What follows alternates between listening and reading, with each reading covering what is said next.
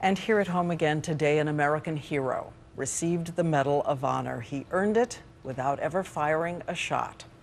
He was not a soldier, he was a man of God, a priest who carried the mightiest weapon of all, love. 60 years after he died in a POW camp in Korea, those he saved stood in his honor. ABC's chief White House correspondent Jonathan Karl was there. There's never been anyone quite like Father Kapaun. He's a candidate for sainthood and now a recipient of America's highest military honor. Father Kapaun has been called a shepherd in combat boots. He was an Army chaplain who never carried a gun, shown here celebrating Mass during the dark days of the Korean War. Kapaun is credited with saving hundreds of wounded soldiers in battle. He went around with the wounded, and the dying is what he did. Sergeant Herbert Miller,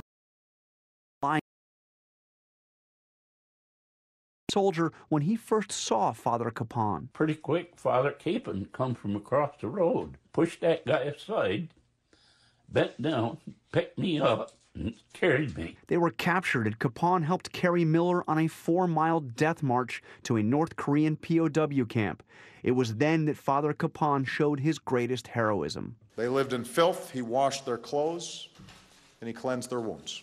One of them said that with his very presence he could, just for a moment, turn a mud hut into a cathedral. The POWs called him the good thief. He stole food from their captors to help keep them alive. After 7 months as a prisoner, Father Kapaun died of starvation and pneumonia and was buried in an unmarked grave, his remains still somewhere in North Korea.